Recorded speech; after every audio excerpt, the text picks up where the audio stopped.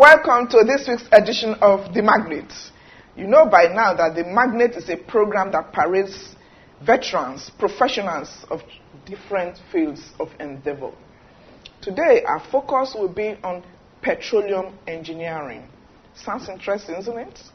Yes, one of the very exalted professions globally, not only in Nigeria. And we have a veteran, a major player that served this nation and has international recognition.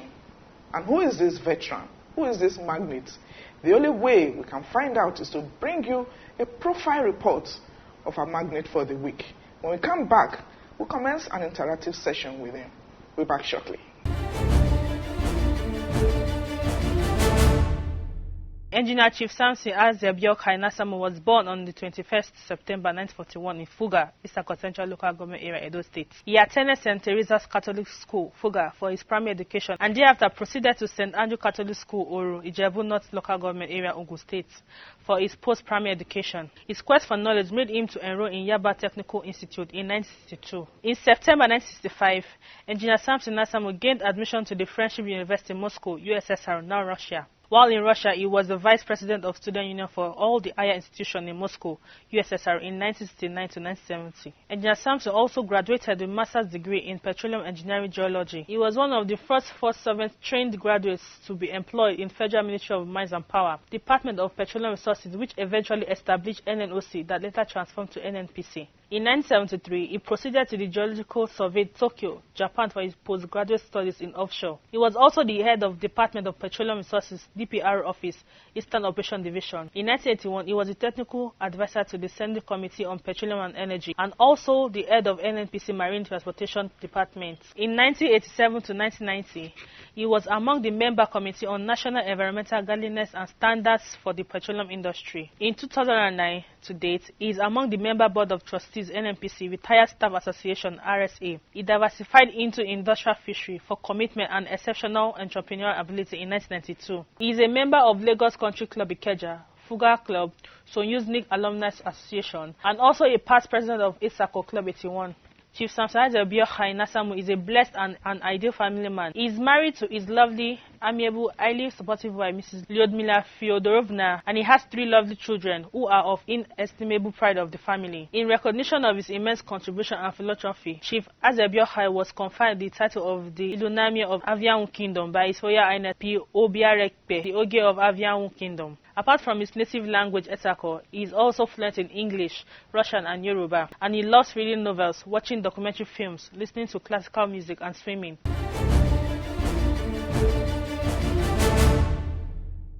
You're welcome back. The program is The Magnate, and it's my pleasure. Really delighted, even though we've been hunting for him for several months, and I'm happy that he eventually hearkened to our call. He's our big daddy, has served the nation in several capacities. My pleasure to welcome Chief Engineer Samson Azebeokhai.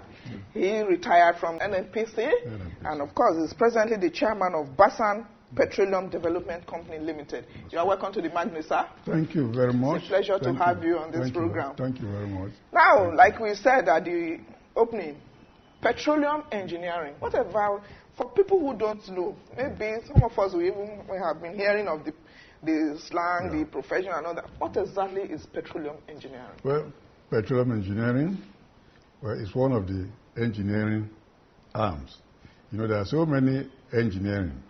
You have a structural, you have a petrochemical, you have a civil, you have aerodynamics, and you have so many fields in engineering. But petroleum engineering is a unique field in the sense that that is the field that actually produces the petroleum.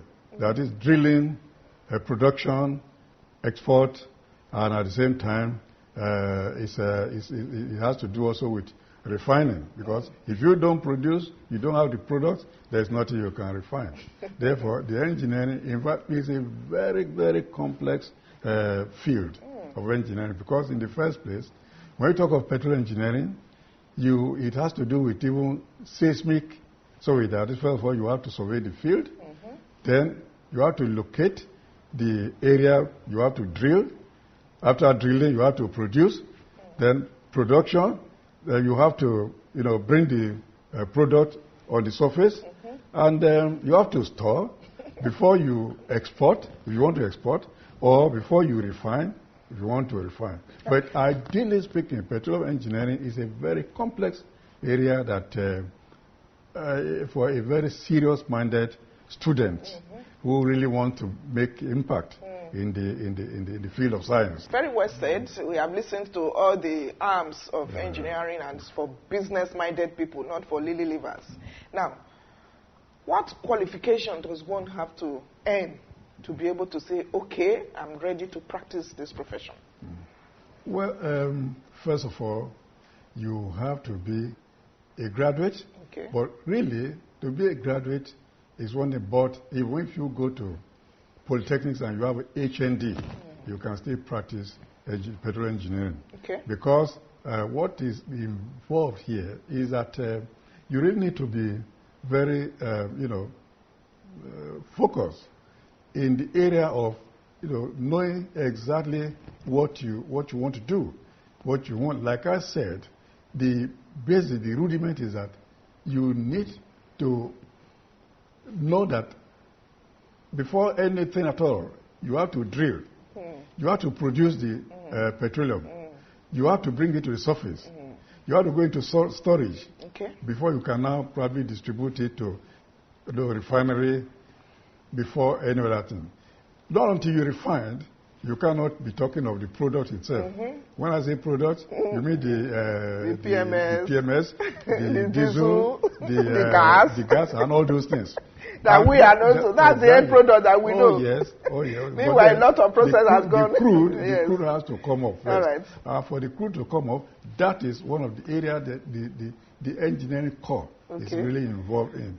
Okay. You mean that all these are taught in tertiary institutions? Oh, yes. Okay. Oh, yes. Okay. Now, it would be nice to let us know the difference between petroleum engineering and geology. Very good. Because you combine the two qualifications. Very good. Very good. Geology is, petroleum itself. It has to be produced from a reservoir. Okay. Reservoir is like a pool of even water or so. And to locate the reservoir, you have to carry out what is called geological survey. Okay. The geological survey, after you discover that, yes, in this area, the structure, the geological survey is to enable you to know the structure, because oil itself is reserved, the reservoir is embedded in the structure. Now, once you locate that structure, you have to carry out what is called, first of all, you need to, when you are doing the structure, the survey, now you discover the structure. After discovering the structure, you then know whether it is oil-bearing structure or not. If you discover if it is oil-bearing structure, now you begin to talk of drilling also. But then before this, there's what we also call seismic survey. There's what is called geological survey, with the general, mapping of the area to know the structure and all those things. After that, then you go into the seismic.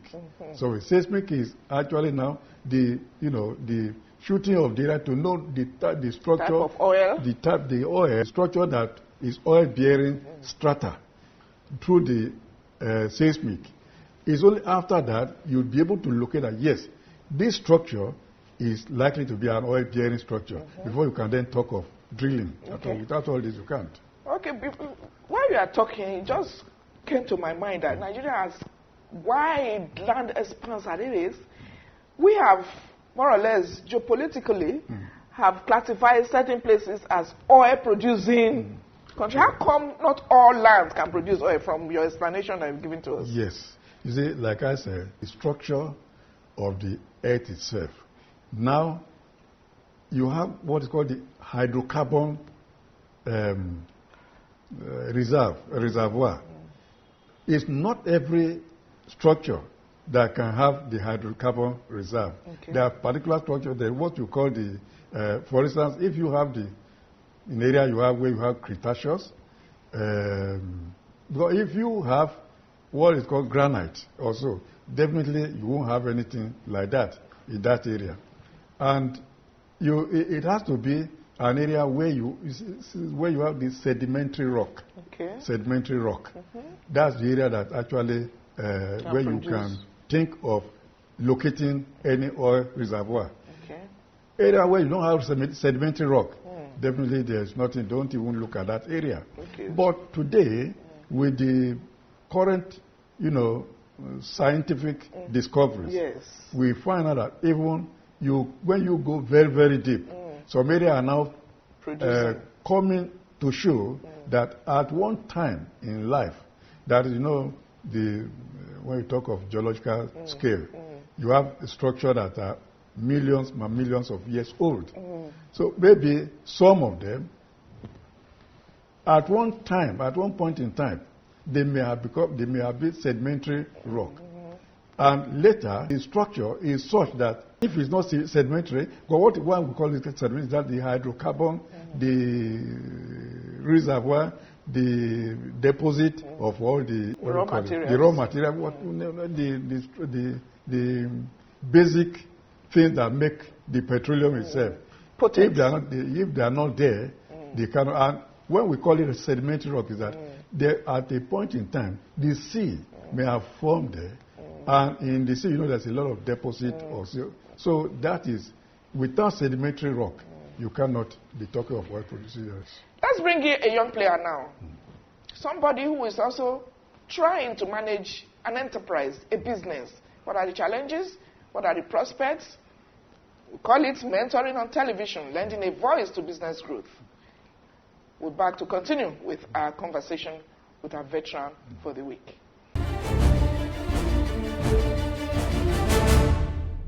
This is a small shop section.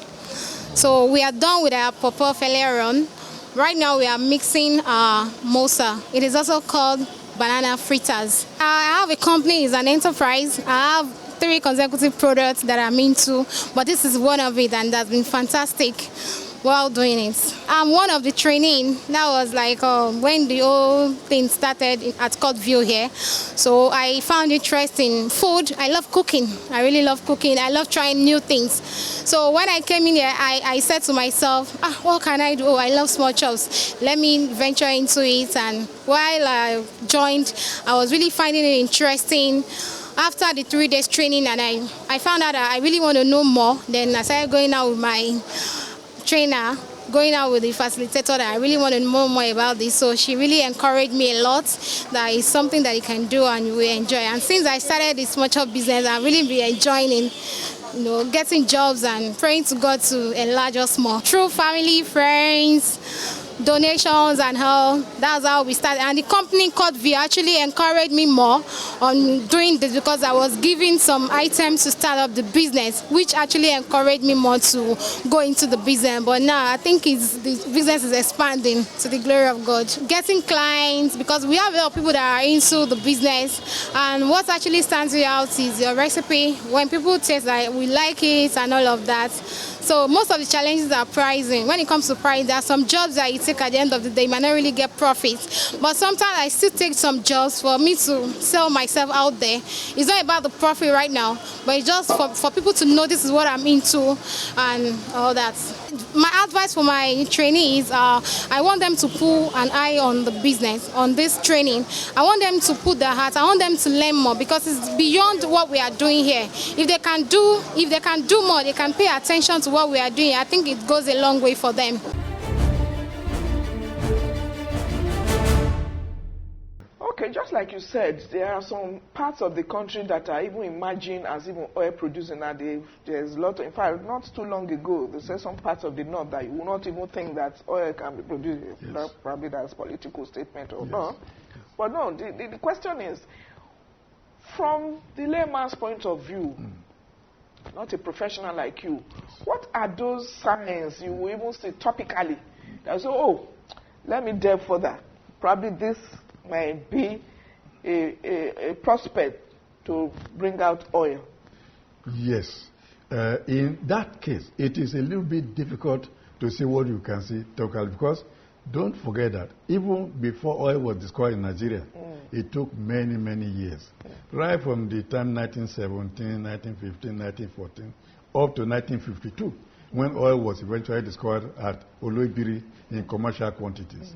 You will do a lot of survey, a lot of, today, for instance, we are even lucky when we talk of, you say there is a technology now, you call it that 3D system that can show you all the area, the formation, and all those things, which was not in existence in those days. Therefore, even today, it is there, but you have to do a lot of research, a lot of, survey, a lot of both seismic and, geological survey and all those things before you can really say, let us try this area. Okay. What, like I said, it has to be sedimentary rock. Okay. You have to have that as an example, as a sign that this area must have been sedimentary at a point in time, because there is what you call the geological scale. Okay. All right, so, and then, of course, like I said earlier, it's part of the country. Some part of the country has been classified as oil producer. There's a lot of bragging. Don't you know we produce the oil of this country? Meanwhile, other people have other things too. So why is this so essential, so important that they have to brag about it, that there's even a certain allocation for them? You see, the point here is that it's not a question of bragging. It's a question of just showing that you have something which you want to be proud of. If in future you discover a sort of mineral which is very, very valuable and essential in other parts of it, that section also will brag. Not bragging, actually. You say they are lucky. They are endowed. If you have an endowment, you should be proud of your endowment. And that's your endowment. Make you see, because when you talk of oil producing area, come to think of it, I say it's an oil-endowed area. Production itself is another area now. When we talk of production, yes. Production, you have to have it in the first place. You have to know that, yes, it is likely, and it has to be discovered that the oil is there before you can now talk of production. Because you yourself, before the native cannot say, yes, we have this endowment, we have this natural gift of God. We know that Nigeria, particularly now that we are trying to deviate from just oil, Nigeria is fully blessed with other essential minerals and other, particular agri products. The issue of, we'll be looking at the advantages, the hazards and all that as we go on in the program. But what is, now that the labor market is so saturated, it is no longer business as usual or automatic for a petroleum engineer to graduate and say, okay, go work for Shell, go work for NNPC, go work for Mobil. What are the career prospects of a petroleum engineer, sir? Particularly in Nigeria. Yes. You see, there's always the career prospect. The issue here is that, well, let me not castigate the youth. Most of them don't want. You need to be very, very patient if you want to go into petroleum industry to work there, because it's an industry that require a lot of energy, a lot of focus, and a lot of thinking, and a lot of what I call intelligence also in petroleum. It's not just an area you just go into, you feel that you can, play one kind prank and then go away. The petroleum industry is an industry whereby anybody who is not serious, no matter your qualification, that focus, that seriousness has to be there. You need to really know what you are doing, what you want to go into. And at the same time, the petroleum industry is an industry that is so challenging, very challenging. And challenges are in petroleum industry is, first of all... And lucrative too, right? Yeah, very, very lucrative. Very lucrative and very challenging. Yeah, that's all. And the hazard, there are so many things. First of all, if you are in petroleum industry, you must be, again, what I can say, there are a lot of hazard. First of all, the environmental hazard is there, connected. And as a petroleum engineer, you must know that this step must be taken in order to prevent this such hazards. You see, for instance, if you are, let me take drilling for instance, if you are drilling, there's what is called a blowout. you are drilling, the pressure underground, the pressure under the ground will be so much that if you do not locate it to know, and if you don't control that pressure, your whole rig and all the equipment can fly, can be in the air, and then the whole thing can catch fire. Okay. And then what is that? You have to be very, very serious. You have to know that these hazards are there. You exist. And therefore, you have to be very, very serious. Okay, we'll be looking at the various aspects of this petroleum engineering, because I know as much as it's a profession itself, you also have some different specialization. Yes. That you talked about drilling, refining, and all that. But this is still the Magnate, and we are chatting with engineer, Chief Samson Azebeokhai. He's a veteran, served the nation, retiree of Nigeria National Petroleum Corporation.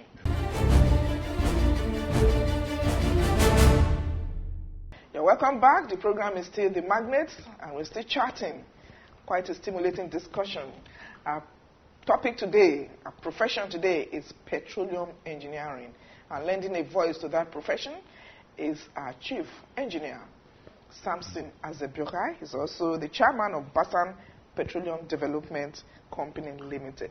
You are still on The Magnate, sir? Yeah, thank you very much. As much as that is a profession, petroleum engineering is a profession, let's look at various arms so that whoever wants to now specialize, as much as all these arms are taught in the university, somebody must want to specialize. Just like in medicine, you have the pediatrics, you have the gynae, you have this. So does that exist in petroleum engineering? It does. Okay. It does. You see, if you want to go into specialization, well, one can go into area of environmental impact assessment. Okay. One can go into what is called the seismic operations. One can also go into production. One can go into field evaluation. One can go into so many areas actually one can go into. Where if you then want to go into probably safety, the safety aspect of petrol also, these are areas you can go into. There's what is called transportation of the product of crude oil itself, and transportation of the finished products. Then one can also go into, when you produce, when you refine, somebody still has to distribute. Oh, yes. You can go into the distribution aspect of it. These are low area you can, but this area you can specialize. You can go into the distribution. You must be qualified to be able to practice in all these areas. Oh yes. Distribution, like for instance, you can, when you have outlet like filling station also, it's part of it actually. People don't realize this. Now you can also go into. But sorry, sir, is it all filling station owners that are petroleum engineers? No, not at all. Well, you say, but the person who is monitoring should be somebody who is qualified. Otherwise, it's not an all-comer something. Well, if we talk of filling station, well, the filling station is normal filling station, okay, but I'm talking of real well-established filling station.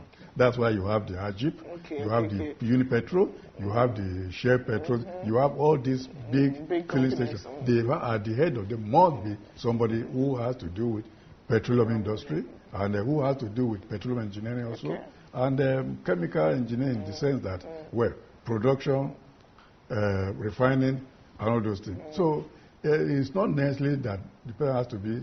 I mean, if you are dealing with the small filling station, that's not the issue at all. It's big filling stations.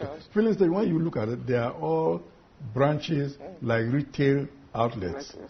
But I'm talking of major filling stations. So there's still a pending question. I mean, assuming the labor market is so saturated now, somebody has graduated and he does not have probably the connection or the qualification to say, I'm going to Mobile, Oando. What can such a person do on his or her own to be able to practice? Do ladies also study this profession? And I say, no, they do. They do, everybody, they do. In fact, I mean, there was a time, well, a few years ago, the president of SP, that Society of Petroleum Engineers worldwide, was a lady. So there are ladies studying it. The problem here is that it is capital intensive. It's capital intensive. Whether you like it or not, you have to work in the industry to be able to say, you cannot just graduate and you want to set up a meaningful petroleum industry outfit. No, it's not. It's not. It's not. It's also expensive. Yes. Even when you talk of, there's no area of it that you can just go into without capital. And how do you want to without do it? internship Without too. internship, you have to. You have to. That is very, very essential. That you have to go into a very meaningful oil company from where you can diversify that by forming your own company if you like. Then, if you want to do that one, you must have in mind that if you are given a field, for instance, which again, everything is capital intensive, to get a block from the federal government, you know how many millions you have to cover. So it's not an issue, an area that an individual can just wake up and say it's